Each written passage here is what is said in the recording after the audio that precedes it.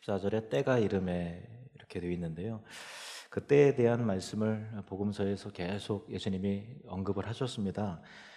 대표적으로는 이제 그 가나 혼인 잔치 그 사건을 보시면 요한복음 2장 3절 4절 말씀 보시겠습니다. 요한복음 2장 3절 4절 포도주가 떨어진지라 예수의 어머니가 예수께에게 이르되 저들에게 포도주가 없다 하니 예수께서 이르시되 여자여 나와 무슨 상관이 있나이까 내 때가 아직 이르지 아니하였나이다. 여기 보니까 내 때가 아직 이르지 않았다 이런 말씀을 하시죠. 가나 혼인잔치의 사건은 예수님께서 공생이 시작하시면서 제일 처음 그 기적의 능력을 보여주신 사건인데, 예수님의 육신의 어머니인 마리아가 혼인잔치에서 당시 유대인의 풍습 가운데서는 포도주가 떨어지면 큰일 나거든요. 그러니까 막 잔치가 이상해지는 그런 상황 속에서 다급한 나머지 저들에게 포도주가 없다. 이렇게 어떤 그 포도주는 그냥 말 그대로 그 포도주를 얘기하는 거예요. 마리아가 어떤 깊은 뜻을 가지고 한 얘기가 아니라 그냥 포도주죠. 포도주가 다 떨어졌다. 그 예수님께서는 그 말씀 가운데 영적인 의미를 담아서 대답을 하시는 거죠. 장차 예수님이 포도주가 잔에 부어지는 것 같이 예수님께서 언젠가 유월절 어린 양으로서 피를 흘려 십자가 못 박혀 죽으셔야 되는 의미를 담아서 그것이 나와 무슨 상관이 있습니까? 내가 그때는 아직 이르지 않았습니다라고 그렇게 반문하시는 그런 내용이죠. 내 때가 이르지 않았다라고 하시는 예수님의 말씀, 그것이 그 당시에 마리아와 여러 제자들이 예수님께서 포도주에 빗대어서 하시는 말씀의 의미를 그 당시에는 잘 모르는 거예요. 무슨 말씀이지 하고 지나간 거죠. 나중에 그 십자가 사건이 있고 나서 그때 하셨던 말씀들의 의미가 새롭게 이제 의미가 깨달아지면서 이게 또 복음서의 내용들이 그렇게 기록되기 시작한 거예요. 그리고 나서 그 이후에서도 예수님께서 내 때가 아직 이르지 않았다. 때에 대한 말씀을 많이 하세요. 자, 요한복음 7장 30절 말씀을 보시면 요한복음 7장 30절 그들이 예수를 잡고자 하나 손을 대는 자가 없으니 이는 그의 때가 아직 이르지 아니었습니다. 예수님께서 그 말씀을 전하시고 하는 거에 대해서 바리새인들과 또 그런 사람들이 마음에 앙심을 품고 죽이고 싶은 그런 충동이 일어날 정도로 그 마음이 완악해서 그랬는데 아직 잡지 않았다. 아직 예수님을 해치지 않았다라는 것은 아직 그의 때가 이르지 않았다라고 때에 대한 말씀을 계속하고 계시죠. 예수님의 생애 자체가 그러니까 단 하나의 때를 목표에 두고 계속해서 발걸음을 옮기는 그 때를 위한 발걸음과 여정의 삶을 사셨음을 우리는 성경을 통해서 알게 됩니다. 드디어 때가 되었습니다. 14절, 15절 보시면 때가 이름에 예수께서 사도들과 함께 앉으사 이르시되 내가 고난을 받기 전에 너희와 함께 이 유월절 먹기를 원하고 원하였노라. 때가 이름에, 그러니까 하나님께서 정하시고 또 예수님께서 예고하신 그 때가 비로소 되었다라고 하는 것이죠.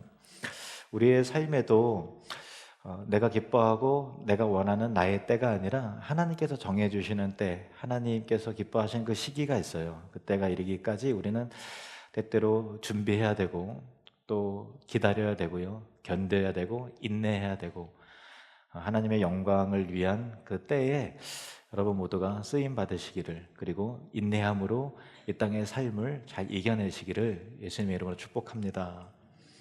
예수님은 때가 이르렀을 때 제자들을 이제 모으시고 유월절 만찬을 거행하시면서 내가 이때가 오기를 너희와 이때에 너희와 함께 유월절 그 양식을 먹기를 원하고 원하였다, 이렇게 말씀하고 계세요. 과연 유월절에 어떤 의미가 있길래, 왜 그렇게 중요하길래 예수님께서는 그토록 유월절을 함께 먹기를 원하고 또 소망하면서 그렇게 기대하셨을까요? 유월절의 의미를 좀 살펴보겠습니다. 지난 몇 주 전에도 한 번 간략하게 말씀을 드렸는데요. 다시 좀 정리해 드릴게요. 유월절이라는 것은 유대인의 이스라엘 달력으로서 정월 14일이에요. 그러니까 우리도 달력을 양력도 쓰지만 음력을 쓰잖아요.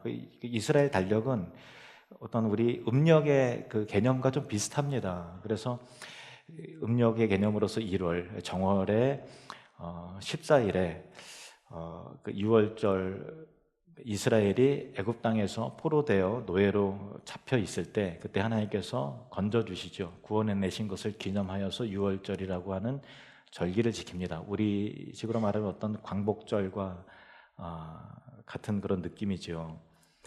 그런데 이 유월절부터 해서 7일 동안 누룩 없는 떡을 이스라엘 백성들이 먹거든요.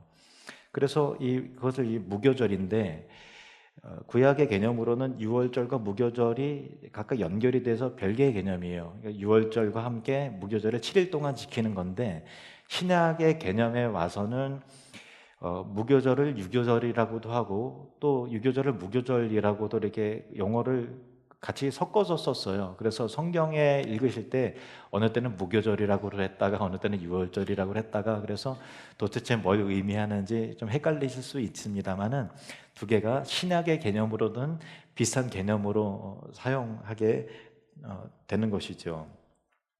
그래서 유월절은 이스라엘을 노예로 붙잡고 있었던 애굽의 모든 장자를 하나님께서 치시고 죽이시던 그날 밤에 이스라엘을 구별하여서 죽음을 면하게 하시고 애굽의 속박에서 건져내신 날을 기념하여서 유월절을 지키는데, 그 유월절에 이어서 7일 동안 무교절을 지키잖아요. 그럴 때 무교절을 지킬 때는 음식물을 이렇게 발효시키는 모든 누룩, 그러니까 이스트, 누룩을 집안에서 다 제거를 합니다.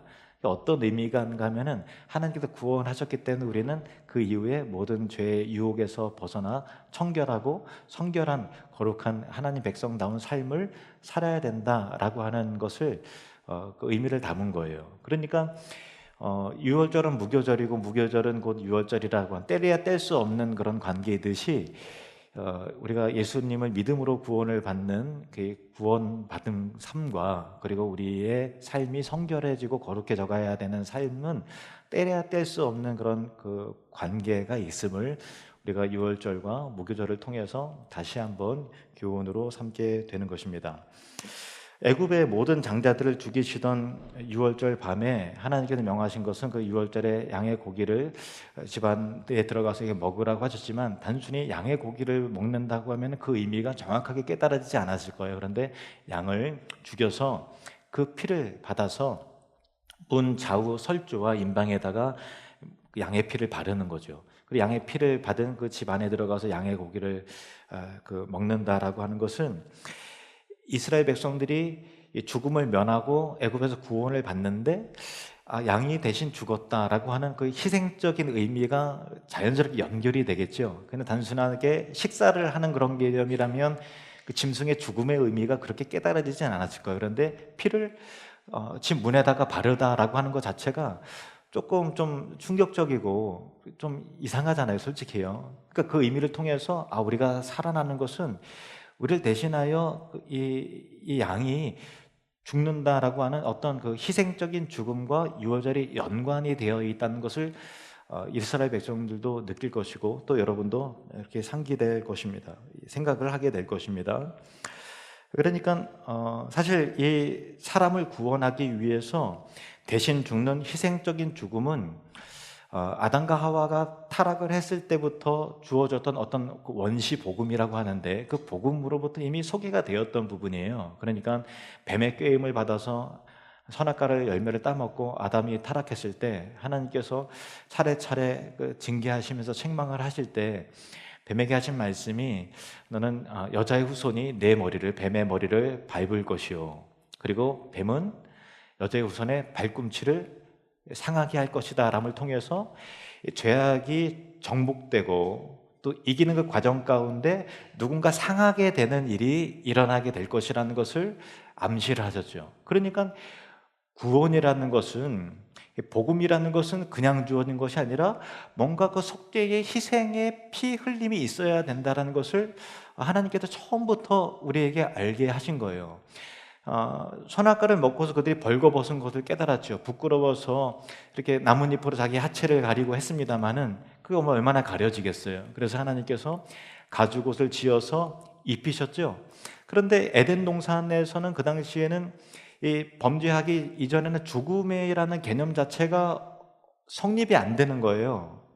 죽음을 한 번도 본 적이 없는 거죠. 완전한 생명 가운데 있었기 때문에 사람도 죽는 것을 본 적이 없고, 당연하죠. 짐승도 죽는 것을 본 적이 없고, 나무도 시드는 걸 본 적이 없는 온전한 그 생명력 있는 것만 보았는데, 그 이후에 하나님께 가죽옷을 지어 입힘을 통해서 늘 아담이 하던 거는 짐승을 불러 모아서 이름을 지어주는 일을 했으니, 그 존재의 암과 지식이라는 것은 굉장히 우리가 생각하는 것보다 탁월할 텐데, 내 죄를 가리기 위해, 부끄러움을 가리기 위해서 이 가죽옷은 그냥 입혀지는 게 아니란 말이에요. 그 소재 자체가 우리는 그냥 뭐 의류 소재 정도로 생각하지만, 아담이 생각할 때는, 하와가 생각할 때는 굉장한 충격이죠. 내 죄를 가리기 위해서 이 짐승이 대신 죽었구나라고 하는 희생과 연관될 수밖에 없는 그 가죽 옷이었다라는 거예요. 그러니까 죄는 그냥 가려지는 것이 아니라 대신 죽는 그 희생의 대가가 있어야만 사람의 죄는 비로소 가려진다라고 하는 것이죠. 마찬가지로 유월절에서 양의 피를 바르고 그 앞에서 양 고기를 먹으면서 유월절 그 예식을 치르는 이스라엘 백성들의 입장에서 생각해 보면, 우리가 구원받는 것은 거절되는 것이 아니라 이 양이 대신 죽어서 그런 것이구나 라는 것들을 알게 되는 것이죠. 그 양의 피가 죽음으로부터 우리를 보호하고 애굽의 압제로부터 건져내는구나 라고 해서, 그 뭔가 희생적인 죽음을 생각할 수밖에 없는 하나님의 이 목적이 그 가운데 있는 것입니다. 예수님은 때가 되어서 유월절 지킬 시간이 되자 사도들과 함께 제자들 불러 모으시고 만찬을 나누십니다. 그러면서 하시는 말씀이, 내가 고난 받기 전에 너희와 함께 이 유월절 먹기를 원하고 원하였노라, 이렇게 말씀하세요. 이 유월절의 먹음은 예수님의 고난과 연관이 되죠. 그러니까 유월절은 그냥 지키는 것이 아니라 결국 예수님의 고난과 죽으심이 이 유월절과 계속 연관이 되는 것을 알게 되는 것입니다. 밀접한 관련이 있는 것이죠. 즉, 아담과 하와가 벗은 몸을 가리는 가죽옷도 사실은 그랬고, 이스라엘 백성을 대신하여 죽는 유월절의 어린 양도 그렇지요. 결국은 장차 오실 예수 그리스도의 희생적 죽음을 예표하는, 상징하는 기능을 했던 것입니다.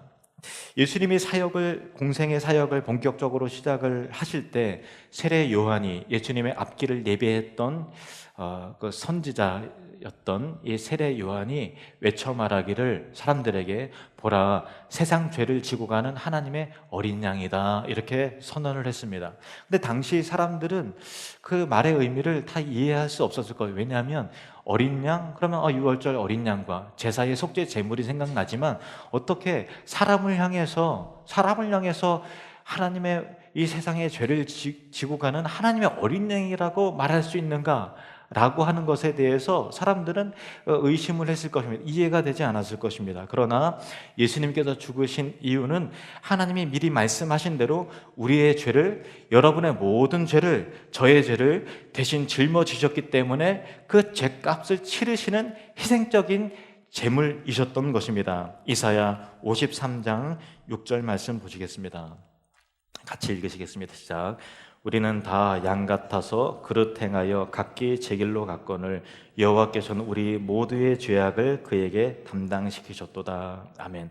이스라엘을 애굽의 속박에서 건져내어 살리시기 위해서 유월절 어린 양이 대신하여 죽었듯이, 우리를 사탄의 권세와 죄의 속박에서 멸망받을 수 없는 그 지옥의 형벌 가운데서 건져내어 살리시기 위해서 그리스도 예수께서 대신 죄값을 치르시고 하나님의 진노와 심판을 받아서 대신 죽으신 그 십자가 사건을 우리가 기억해야 되는 것입니다. 자, 오늘 말씀을 차근차근 보겠습니다. 누가복음 22장 16절에서 18절 말씀. 내가 너희에게 이르노니 이 유월절이 하나님의 나라에서 이르기까지 다시 먹지 아니하리라 하시고, 이에 잔을 받으사 감사하기도 하시고 이르시되 이것을 갖다가 너희끼리 나누라. 내가 너희에게 이르노니 내가 이제부터 하나님의 나라가 임할 때까지 포도나무에서 난 것을 다시 마시지 아니하리라 하시고. 이게 여러분 성경을 묵상할 때 많이 읽으셨을 거예요. 그래서 성찬식도 많이 하시고 이 본문을 많이 아시겠지만은, 근데 하나님 나라가 이루기까지 다시 먹지 않을 것이다. 또 하나님 나라 이루어지기까지 이 포도나무에서 난 것을 다시 맞이지 않을 것이다 라고 하는 이 말씀이 어떻게 보면 좀 알쏭달쏭하실 거예요. 제가 좀 말씀을 좀 풀어서 설명을 드리겠습니다. 지금까지 이 양의 고기와 포도주와 또 이 떡으로 지키는 이 유월절의 의식은 다시 마시지 않을 것이다, 다시 먹지 않을 것이다 라고 하는 것은 구약에서의 유월절의 개념은 이것으로 인해서 종결될 것이다 라는 의미죠. 왜냐하면 예수님의 죽으심을 통해서 유월절 예식이 결국은 예수님의 속죄 사역을 예표하고 그 그림자의 역할을 했기 때문에 이제는 예수님께서 속죄 사역을 이루셨기 때문에 완전히 단번에 희생되시고 우리를 완전히 속죄하셨기 때문에 다시 마실 필요가 없고 다시 먹을 필요가 없는 것이죠. 그러나 하나님 나라가 이루어질 때, 하나님 나라가 이루어질 때까지 다시 먹지 하니라라는 것은 지상에서 다시 그런 만찬은 없을 것이지만, 유월절의 제사는 없겠지만, 이제는 하나님 나라가 이루어질 때 아버지 앞에서 주의 성도들과 모든 백성들이 천국 잔치와 같이 떡을 떼고 먹고 또 포도주를 마시는 어떤 영적인 의미에서 진정한 잔치에 너희들이 초대된 자로서 내 아버지 앞에서 아버지께서 친히 상을 배설하시고 너희에게 잔치를 베푸시리라라고 하는 천국의 잔치를 예수님께서 말씀하고 계시는 그런 의미입니다. 그러니까 이 말씀의 의미는 옛 유월절은 폐지되고, 즉 그림자는 사라지고 은혜와 진리가 충만한 새로운 것으로 하나님 나라의 잔치가 하나님과 더불어서 기쁘고 즐겁게 먹고 마시는 천국 잔치가 그날에 열리게 되리라 예수님께서 말씀을 하셨습니다. 이어서 19절 말씀을 보시겠습니다. 19절 같이 읽겠습니다. 시작. 또 떡을 가져 감사기도 하시고 떼어 그들에게 주시며 이르시되 이것은 너희를 위하여 주는 내 몸이라. 너희가 이 일을 행하여 나를 기념하라 하시고, 떼어서 주셨다 이렇게 말씀하고 있어요. 그런데 우리가 편리상 성찬식을 할 때 이미 그 떼어진 조각된 그런 어떤 떡을 우리가 먹기 때문에 사실은 그 느낌이 사실은 잘 와닿지 않는데, 당시의 모습을 우리가 한번 생각을 한번 해봅시다. 자, 예수님께서 떡을 가지셨어요. 그리고 나서 떼어서 제자에게 주시면서 이것은 너희를 위하는 내 몸이다 라고 말씀하세요. 그 의미가 무엇입니까? 양의 살점이, 유월절 어린 양의 살점이 뜯어지고 찢겨지고 떼어지고 불에 구워져서 그들을 살리는, 유대인들의 구약적인 그런 율법 가운데서 살리는 양식이 되었듯이 예수님께서 그 몸이 채찍에 맞아서 찢겨지고 떨어지고 상하여서 우리를 살리는 영의 양식이 될 것임을 예고하시는 것이죠. 여러분, 예전에 유명했던 그 패션 오브 크라이스트 영화 뭐 다 보셨을 거예요. 그럴 때 채찍에 맞으면 그냥 뭐 피가 나고 살이 갈라진 정도가 아니라 살점이 막 떨어지고 여기저기 흩어지지 않습니까? 채찍에 감겨서 확 당기면 그 앞에 무거운 추가 살을 움켜졌다가 확 뜯어지기 때문에 살점이 뚝뚝 떨어져 나가는 그런 형벌을 예수님께서 받으신 거죠. 그것이 구약의 어린 양의 제물로서의 그 살을 떼어서 너희를 위하여 준다라고 하시는 그 예언의 약속의 말씀이 예수님의 고난 가운데 다 그렇게 성취가 되는 것입니다. 20절 말씀을 보겠습니다. 20절 시작. 저녁 먹은 후에 잔도 그와 같이 하여 이르시되 이 잔은 내 피로 세우는 새 언약이니 너희를 위하여 붓는 것이라. 잔도 우리도 이미 이제 우리 성찬식을 할 때 잔에 이 포도주가 이미 따라져 있는 것을 여러분들이 마치지만, 예수님께서 보여주시는 것은 잔에 포도주를 부으면서 이 잔은 너희를 위하여 붓는 내 언약의 피다 이렇게 말씀하세요. 부어주는 거예요. 그 마찬가지로 예수님께서 그 몸을 찢기시고 상하시면서 그 물과 피를 다 부으시면서 쏟으시는 십자가 고난의 형벌을 그렇게 받으신 것입니다. 그런데 이 말씀 가운데 이 새 언약을 예수님이 말씀하셨죠. 내 피로 세우는 새 언약이라 이렇게 말씀하세요. 그 새 언약의 의미를 좀 설명을 드릴 필요가 있어요. 좀 딱딱할 수는 있습니다만은 우리 장로교 신학이 사실은 그 개혁주의 신학을 언약 신학이라고 얘기합니다. 그래서 언약의 의미를 설명하는 것은 굉장히 좀 중요해요. 그런데 언약의 신학적인 의미를 잠깐 설명해서는 좀 어려워요. 이게 상당히 좀 복잡하고 깊이가 있는데 나중에 언젠가 하나님이 허락하셔서 언약에 대한 부분을 따로 설명할 만한 기회가 있으면 제가 그때 자세히 설명할게요. 오늘은 좀 간단하게 말씀을 드리도록 하겠습니다. 자, 하나님께서 우리를 과의 언약을 맺으세요. 언약을 맺으세요. 근데 피조물과 언약을 세우셨다라는 것은 여러분 예를 들면 그 짐승과 여러분이 키우는 강아지와 나와 약조를 맺자 이렇게 그 계약을 하자 그렇게 안 하잖아요.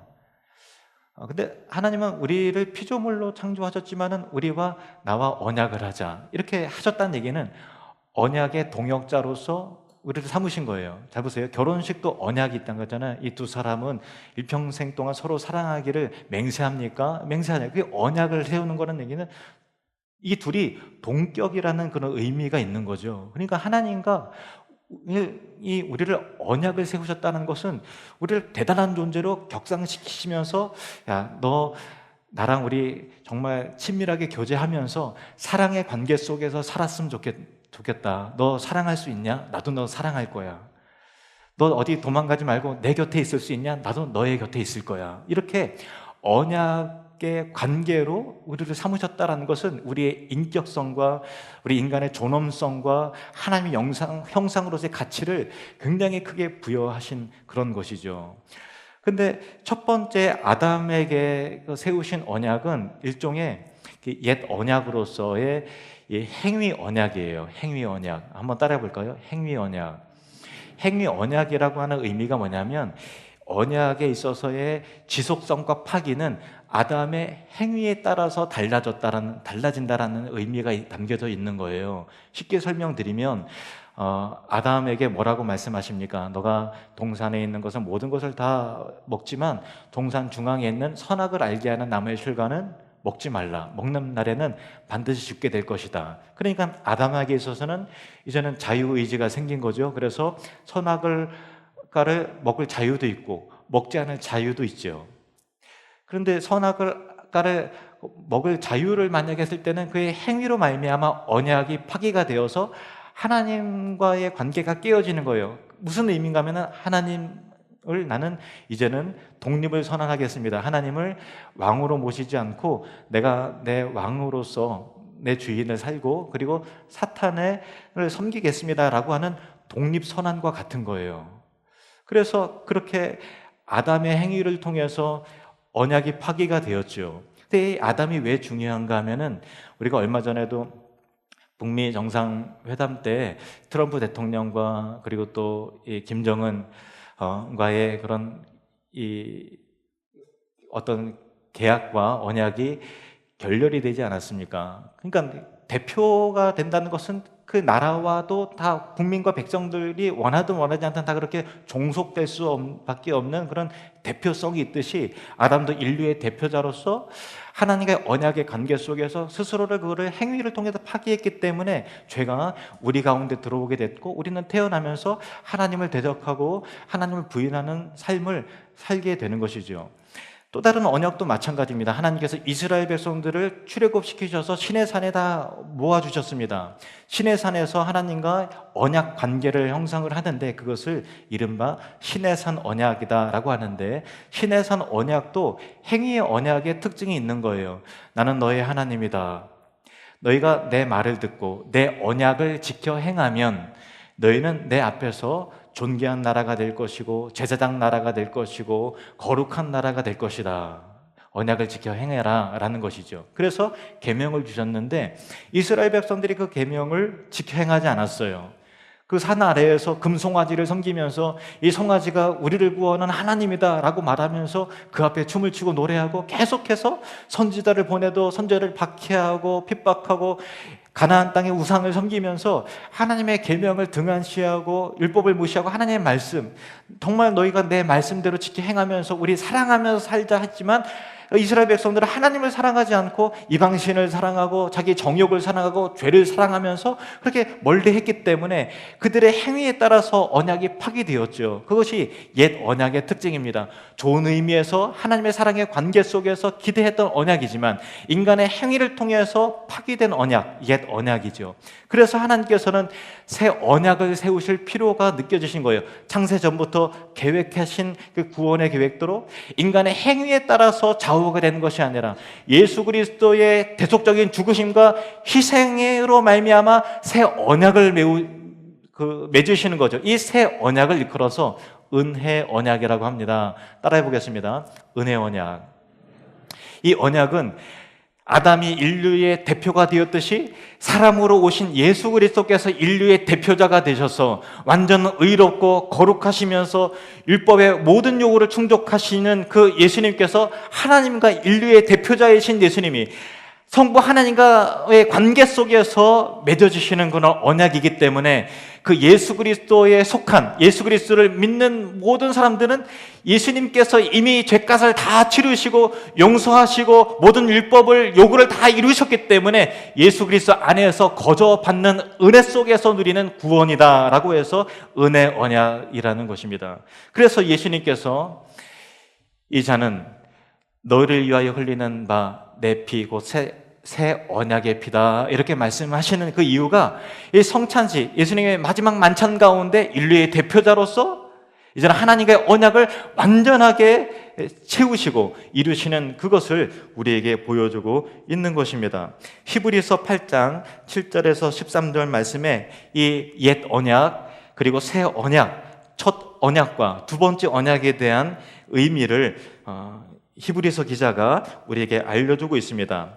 제가 읽겠습니다. 저 첫 언약이 무음하였더라면 둘째 것을 요구할 일이 없었으려니와 그들의 잘못을 지적하여 말씀하시되 주께서 이르시되 볼지어다 날이 이르니니 내가 이스라엘 집과 유다 집과 더불어 새 언약을 맺으리라.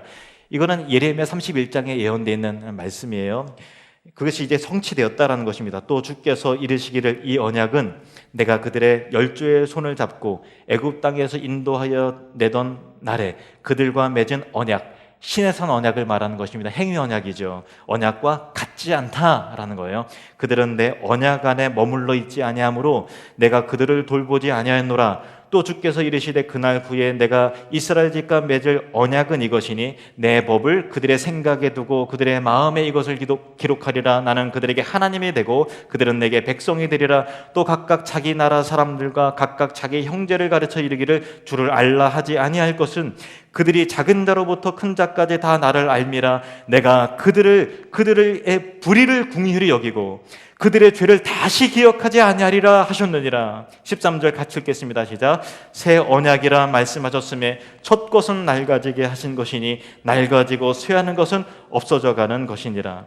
예수님은 새 언약, 즉 우리의 행위가 아니라 은혜로 믿음으로 구원을 받을 수 있도록 하는 그 길을 열어주시기 위해서 인류의 대표자가 되어서 우리를 대신하여 죽으시는 것이죠. 사실은 이 새 언약의 메시지와 이 복음적인 내용은 아담이 타락한 순간부터 하나님께서 계속해서 말씀하신 거였어요. 가죽옷을 입혀주시면서 너의 죄를 가리는 것은 너의 스스로의 행위가 아니라 나의 은혜로 예수 그리스도의 핏값으로 너의 죄를 가리게 될 것이다라는 것을 계속해서 우리의 조상들에게 믿음의 사람들에게 계속해서 말씀하신 거였는데 이제는 예수 그리스도를 통해서 새 언약의 그 확실한 그 증거와 완성이 이루어지게 되었다는 것입니다. 그래서 사도 바울은 갈라디아서 2장 16절에 이렇게 선언합니다. 사람이 의롭게 되는 것은 율법의 행위로 말미암음이 아니요 오직 예수 그리스도를 믿음으로 말미암는 줄 알므로 우리도 예수 그리스도를 믿나니 이는 우리가 율법의 행위로서가 아니고 그리스도를 믿음으로 의롭다함을 얻으려 함이라. 율법의 행위로서는 의롭다함을 얻을 육체가 없느니라. 따라해 보겠습니다. 율법의 행위로서는 의롭다함을 얻을 육체가 없느니라. 우리의 연약함을 주님이 아실까요? 아십니다. 우리의 죄악된 본성을 우리 하나님이 다 아실까요? 아십니다. 그래서 예수의 핏값으로 우리를 건져주신 것이죠. 주님, 저는 너무 죄가 커서 구원을 받아들일 수가 없고 나는 정말로 지은 죄가 많은데 과연 천국에 갈지 의심스럽습니다. 아니요, 여러분의 지은 죄의 무게보다도 예수님의 희생의 대속의 은혜가 훨씬 더 크다는 것을 여러분 기억해야 되는 것입니다. 에베소서 2장 8절 9절 말씀도 마찬가지입니다. 너희는 그 은혜에 의하여 믿음으로 말미암아 구원을 받았으니 이것은 너희에게서 난 것이 아니요 하나님의 선물이라. 행위에서 난 것이 아니니 이는 누구든지 자랑하지 못하게 함이라. 그러므로 우리는 하나님 앞에서 자기의 의와 행실을 자랑할 만한 내용이 없고 다 하나님의 은혜에 대하여 감사하고 찬송하고 모든 영광을 하나님께 올려드릴 뿐입니다. 여러분 축복합니다. 여러분의 인생 가운데서 자기의 과거와 행실을 자랑하는 일을 그치고 오직 하나님의 영광만을 드러내시는 거룩한 신자가 되시기를 축원합니다. 예수님께서는 유월절 마지막 만찬을 제자들과 함께 나누시면서 너희가 이것을 행하여 나를 기념하라 이렇게 말씀하셨습니다. 이 은혜를 기념하라, 즉 마음에서 사라지게 하지 말고 기억하여서 이 성찬 의식을 행할 때마다 이 은혜를 새롭게 하라고 하셨습니다. 십자가의 사건이 그냥 스쳐 지나가는 사건으로 여겨지지 않도록 하고 십자가의 은혜가 오늘도 나의 의식에 영향을 미치고 여러분의 가정생활에 그 십자가의 복음의 은혜가 미치고 우리의 인생 가운데 또 교회 공동체 안에 계속해서 기억되고 흐르도록 해야 된다라는 것입니다. 기독교의 능력은 십자가의 은혜로부터 나옵니다. 예수 믿는 자의 실력은 복음의 능력으로부터 나와요. 아무리 새벽 기도를 하고 아무리 헌금 생활 많이 한다 하더라도 십자가 은혜를 망각하는 순간 그것은 다 자기 공로와 자기 자랑과 자기 의로 다 돌아가는 거예요. 우리를 겸손하게 낮추고 우리를 자기를 부인하게 만드는 것은 예수의 피의 공로를 계속해서 생각할 때 우리는 겸손해지게 되고 사랑하게 되고 용서하게 되고 성결해지는 것입니다. 우리가 사랑해야 될 근거는 무엇입니까? 에베소서 5장 2절입니다. 그리스도께서 너희를 사랑하신 것 같이 너희도 사랑 가운데서 행하라. 그는 우리를 위하여 자신을 버리사 향기로운 제물과 희생 제물로 하나님께 드리셨느니라. 우리가 그럼에도 불구하고 용서해야 되는 근거가 무엇입니까? 다 예수님 때문입니다. 골로새서 3장 13절 누가 누구에게 불만이 있거든 서로 용납하여 피차 용서하되 그 근거가 무엇이냐? 주께서 너희를 용서하신 것 같이 너희도 그리하라. 부부간에 서로 사랑하면서 천국의 모형과 같이 용납하고 용서하고 덮어주면서 그렇게 사랑해야 될 근거가 무엇입니까? 다 주님의 희생 때문입니다. 에베소서 5장 25절 말씀, 남편들아 아내 사랑하기를 그리스도께서 교회를 사랑하시고 그 교회를 위하여 자신을 내어주심과 같이 그렇게 남편들아 아내를 사랑해라. 우리가 하나님 앞에서 사람들 앞에서 겸손해야 되고 하나님 말씀에 순종해야 될 근거가 무엇입니까? 다 예수님 때문입니다. 빌립보서 2장입니다. 너희 안에 이 마음을 품으라 곧 그리스도 예수의 마음이니 그는 근본 하나님의 본체시나 하나님과 동등됨을 취할 것으로 여기지 아니하시고 오히려 자기를 비워 종의 형체를 가지사 사람들과 같이 되셨고 사람의 모양으로 나타나사 자기를 낮추시고 죽기까지 복종하셨으니 곧 십자가에 죽으심이라. 하나님과 동등된 위치와 영광을 가지신 성자께서 하나님과 동등됨을 취할 것으로 여기지 아니하시고 이 땅 가운데 오시고 십자가에 죽기까지 복종하시고 그 완전한 섬김의 겸손이 우리 가운데 생각될 때 우리는 교만하지 않고 겸손할 수 있다는 말씀입니다. 복음의 은혜를 늘 기억합시다. 우리를 위해서 찢기시고 떼어주신 예수 그리스도의 살점과 부어주신 그 보혈의 은혜를 늘 생각한다면 우리 본성으로는 어려워도 복음의 능력으로 우리는 겸손해질 수 있고 우리는 사랑할 수 있고 용서할 수 있고 시기하지 않을 수 있고 분통 터뜨리지 않을 수 있고 화평함으로 살아가게 되는 것입니다. 기도하겠습니다.